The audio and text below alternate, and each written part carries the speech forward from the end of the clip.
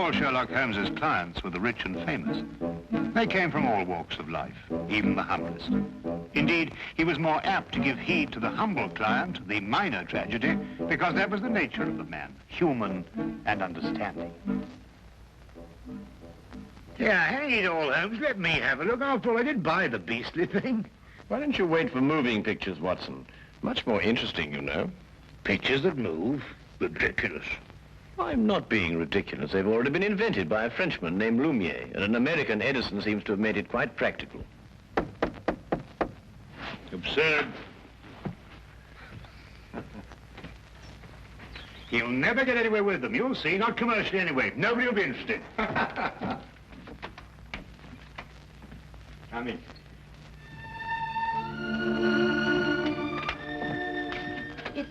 It's Mr. Sherlock Holmes in, please, sir. Yes, he is. I'd like to see him if he'll speak to me, please, sir. Of course he will.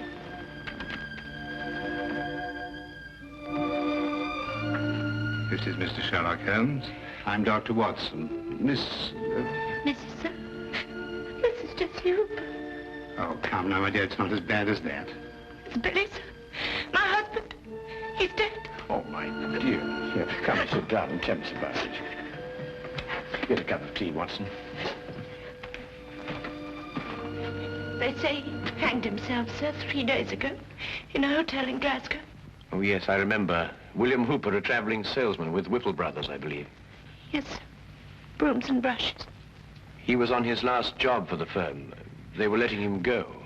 Yes, sir, but Billy would have found another job. He wasn't afraid to work. Of course he wasn't.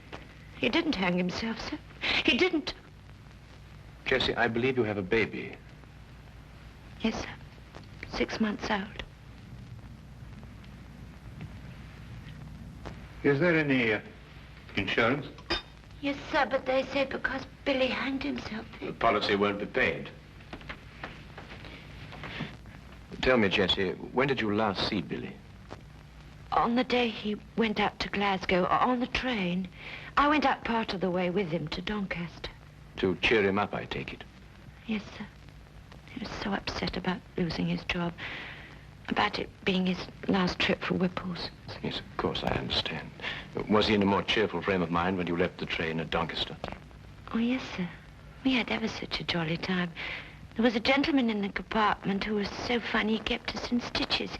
When he laughed, you just couldn't help laughing with him. I see. Was there anyone who might have benefited by his death? No, sir. No one at all. Was he a native of London? No, sir. He came from Exbar. That's a little village in Cornwall. I see. Well, I can't promise anything, Mrs. Hooper, but I'll certainly do my best. Now, where can I get in touch with you? Number 26, Western Lane. And sir, there's something I must tell you. Yes, Jessie?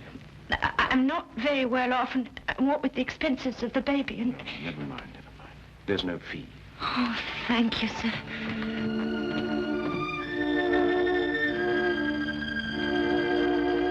Goodbye, sir. Goodbye, Jessie. Sir, I don't know how to...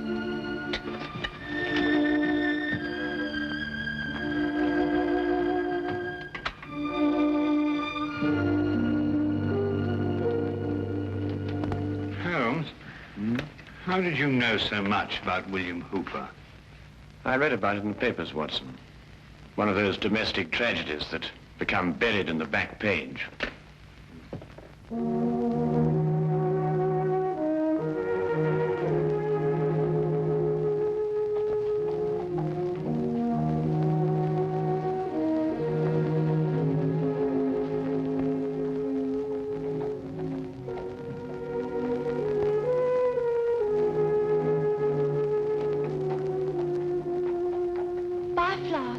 No, thanks.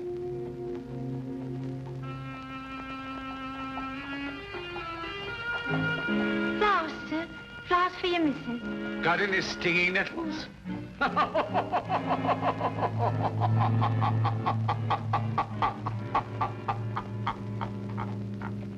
If you want to kill somebody, you can poison them or shoot them or stab them or push them over a cliff if you like, but you don't hang them. It's too deucedly awkward.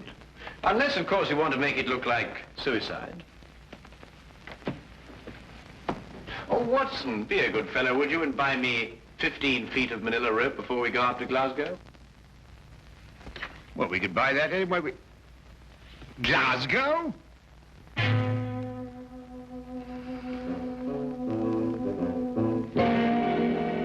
You know, Mr. Holmes, I'm only allowing you to see this rope because my cousin, Inspector Lestrade, asked me to. He tells me you've been a wee thing useful to him down there in London from time to time. Well, that's very kind of you to say so, Inspector McDougal. I'm sure that your cousin would appreciate that. Well, there it is. Nothing but an ordinary rope. Nothing unusual about it at all. Well, it's an efficient knot. Which anyone could have tied. And you're quite convinced that Billy Hooper hanged himself with it, eh? Well, he put the rope round his neck, stood in a chair, and then kicked the chair from under him. But first slinging the rope over a ceiling beam and tying it to a bedpost, eh? Aye. Have you examined the rope with a glass, Inspector? Glass, Mr. Holmes. In Glasgow, we have another use, a more practical use for a glass. To put a wee drop in, you can. Oh, yes, yes. Then you'll find this glass a wee bit different, Inspector. It helps you to see things more clearly. Just what am I supposed to see with this? That the fibers on the rope that were slung over the beam point towards the noose. I can see which way they point, but I can't see the point of them. Ah, well. You will, Inspector. Now I should like to have a look at Billy Hooper's shoes and the room in which he was supposed to have hanged himself. Mr. Holmes, I'm beginning to have a great deal of sympathy for my cousin, Inspector Lestrade, to say nothing of the entire London police force.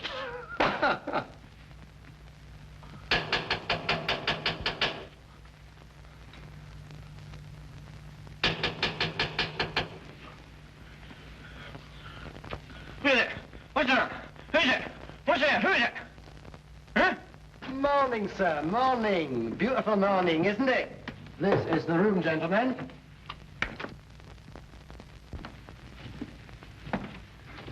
This is the beam, I presume, over which the rope was slung. And this is the bedpost the laddie tied the rope to. Interesting. Just a little routine detection, sir. Why don't you go back to sleep?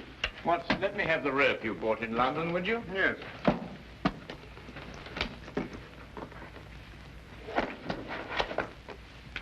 Thank you.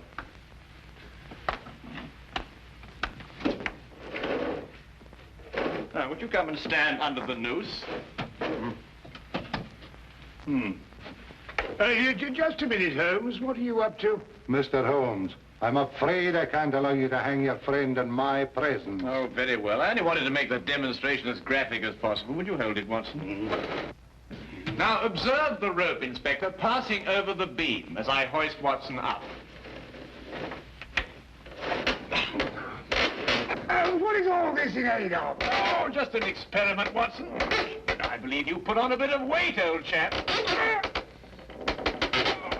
This is nonsense in aid of. Let's have a look at the rope. Inspector, observe that part of the rope which passed over the beam. You will note that the fibers point towards the noose. Exactly like the fibers of the rope Hooper was hanged with. So they do.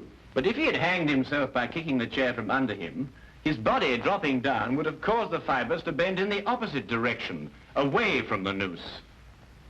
I've got it, Holmes. And because the fibers bend towards noose, therefore, Hooper must have been pulled upwards. And since he obviously didn't pull himself up, someone else must have. And that is murder. Murder? What are you talking about? The late William Hooper, sir. Mr. Holmes here, by a brilliant feat of detection, has just proved conclusively that he was hanged here, in this very room. Hanged in this very room? Oh, let me go in here. Hanged.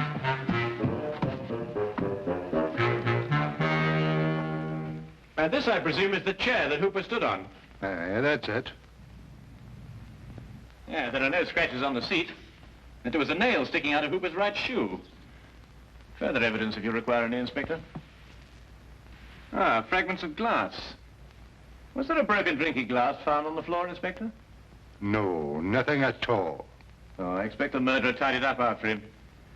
But I think that we'll discover that he gave Hooper a drink with a drug in it. Rather difficult to analyze at the moment, but I shall have a look into it. Wasn't there someone in the bed, Watson, when we came in?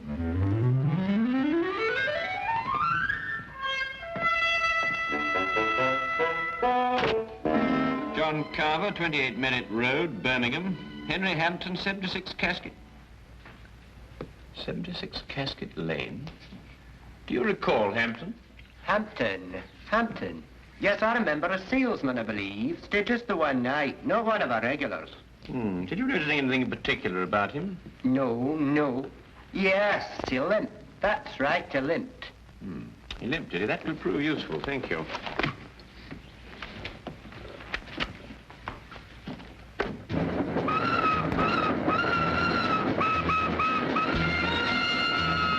Aside from the fact that Hooper was murdered, what else do we learn in Glasgow? Well, Watson, that the man who registered under the fictitious name of Henry Hampton of 76 Casket Lane is the murderer. Oh, I see. A salesman just happened to be wandering about with a length of manila rope on him. Yes, of course. Didn't you know? He's a rope salesman. But hang it all, Holmes, at least 50 people registered at the hotel that night. What makes you pick on this Hampton chap? Because, my dear fellow, an elementary geographical knowledge of London would tell you that the even numbers in Casket Lane stop in the 60s. Number 76 is obviously a figment of Mr. Hampton's imagination. I see. But then, if both his name and his address are false, where are we going to start looking for him? We begin, obviously, with a trip to Exeter, Billy's birthplace in Cornwall. Now I'll tell you one. About the chap who woke up one morning with an elephant trunk instead of his nose. Began the day by blowing his own trumpet. Anyway, it's nonsense. The murderer be the other side of the world by now.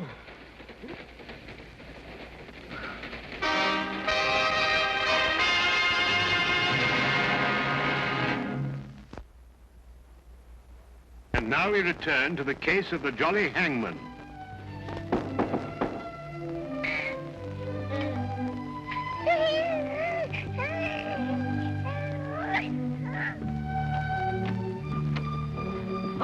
Mr. Holmes. Dr. Watson. Good morning, Jessie. I hope we haven't interrupted your household chores. Oh, no, sir. Please come in. Thank you. So that's a little man, eh? Yes, sir, that's little Billy. Oh, I say, Holmes, look at that chest, too. Look at these biceps. Yes, Watson, and look at that nice high forehead and that well-developed cranium. Won't you have some tea, sir? I'm sorry, Jessie, but I'm afraid we won't have time. We've come to ask you a few questions about your husband. Yes, sir. Please sit down. Thank you. Dr. Watson and I have just come back from Exeter. It occurred to me that the seeds of what happened in Glasgow were sown in the past. We learned, Jessie, that when Billy was 7 years old, his grandfather was murdered. Did you know that? No, sir. Billy never told me.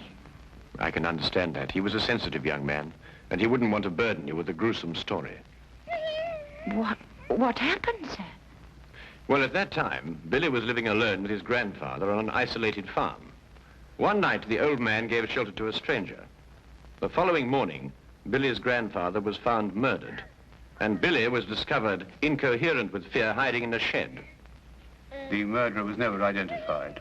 The only thing that Billy could tell the police was that the man limped. Exactly, Watson. However, years passed. The murderer felt comparatively safe. There was only one person in the world who could identify him. The man who once had been that 7-year-old boy. And he probably thought the little boy'd forget anyway. But the little boy didn't forget. The memory remained here, dormant for many years, until it was reawakened in Glasgow. Oh, that window. It's too dark, don't it? Always dropping shut like that. Billy was going to fix it. In Glasgow, sir? Yes, where he encountered the murderer. The memory began to stir, perhaps awakened by that limp. And the murderer began to realize that sooner or later, Billy would remember and identify him. Now I understand. Understand what? Billy's nightmares. Oh, such frightful ones he'd always have. Moaning something about a hobble. Of course, a hobble, a limp. But he could never remember what the nightmares were about. Did Billy ever mention meeting a man who limped? No, sir, never. Then I believe, Watson, we can conclude that Billy had never met the man before the chance encounter in Glasgow. Oh, I'm sure he hadn't, sir. So the signs still point to our mysterious Mr. Hampton. Who's Mr. Hampton, sir? A gentleman I very much wish to lay my hands on. And I will. You may be sure of that, Jesse. My feet are kidding me. How many more of these companies have we got to see? Oh, chin up, old chap. Only about a dozen or so. Well, can't we cover them in a hansom? What? A hansom cab on a beautiful day like this? Oh, don't be silly.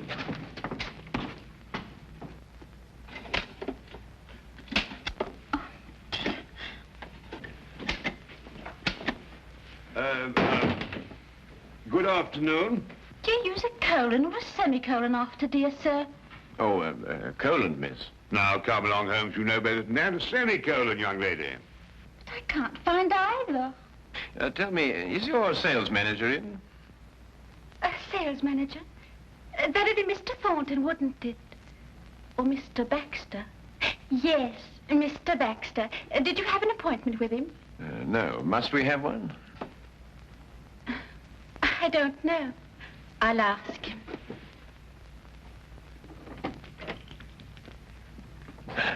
New, I'd say, Holmes. Yes, a safe deduction, Watson. You noticed the fingernails unbroken? Oh, really? Mr. Baxter says you don't have to have an appointment. He'll see you now. Ah, thank you.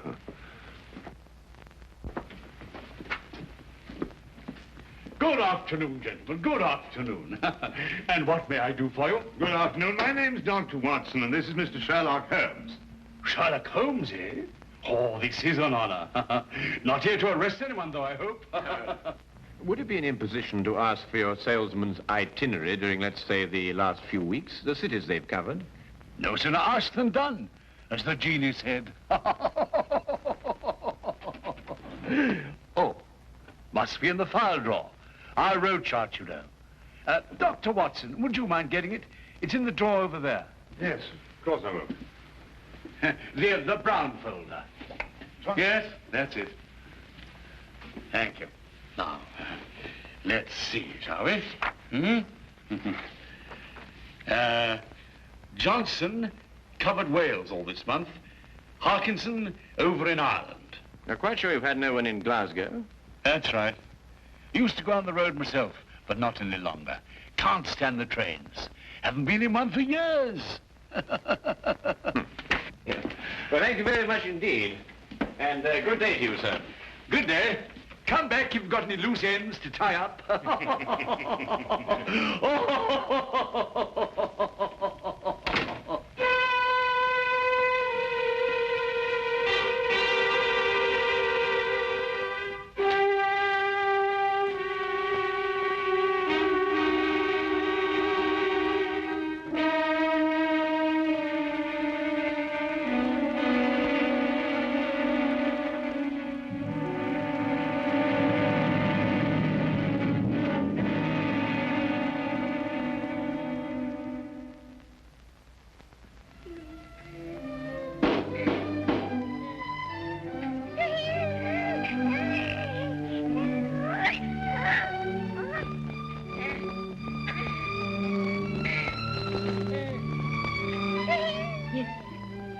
Good afternoon, Mrs. Hooper.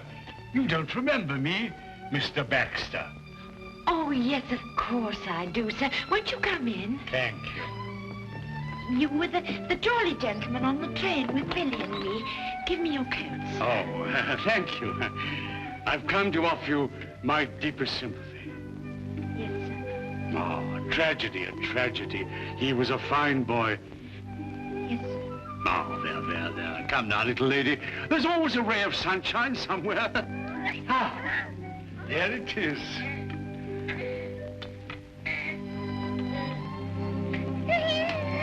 A little bundle of happiness. A joy and blessing for you. You'll always have...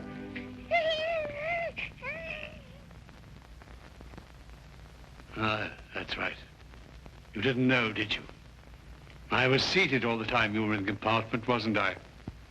Well, just goes to show you, we all have our trials and tribulations. Yes, sir. Oh, but here am I, forgetting what I came for.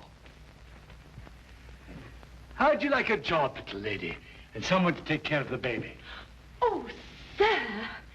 Then let's have a cup of tea and talk about it, shall we? Oh, sir, I don't know how to thank you. I'll do anything.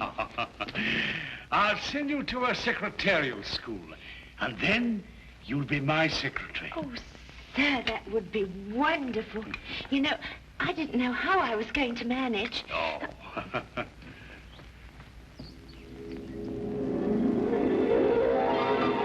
You take sugar, sir? Huh?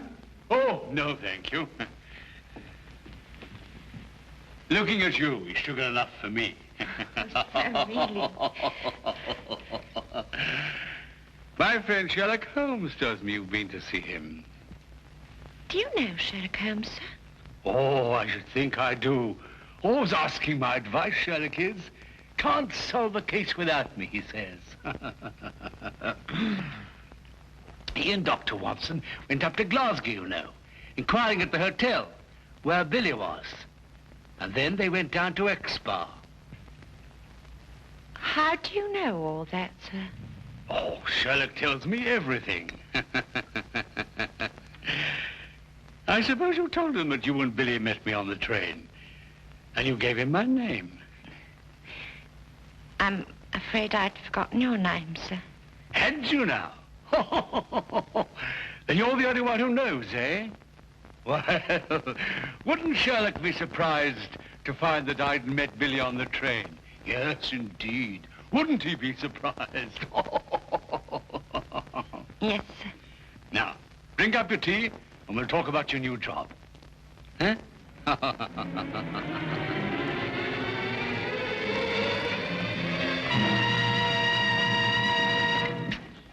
What is it? On the train coming down from Glasgow. What about the train? That's where we heard that laugh. By Jove, you're right. The man telling jokes in the next compartment. Oh, I've been a fool. Why do you suppose he sent you to get that road chart when he could have got it himself? Well, I suppose I was nearest. No, because he didn't want us to see that he limped. Don't you understand? He's the jolly man in the train who cheered up Billy and Jessie. Yeah. Cabby! Cabby! Here! Quickly, Watson. We've no time to lose. I'm right behind you. Baxter's office? No. Who's the only person who can prove that Baxter met Billy? Why, Jesse. Yes, of course. 26 Western Lane, driver and fast. We've got to stop another hanging. Just sleep. Sleep.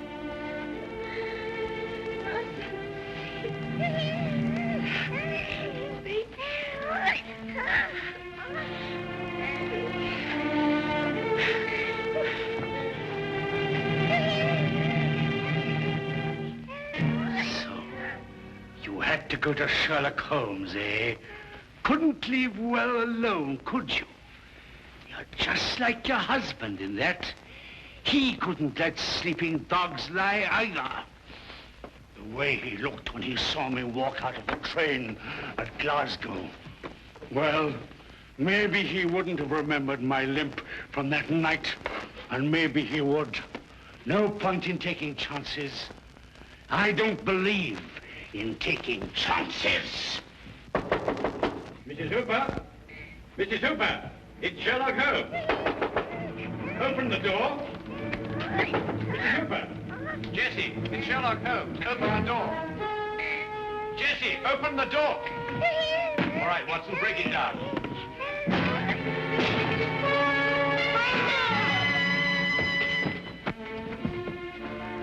It's all right, she's just drugged. Look, what?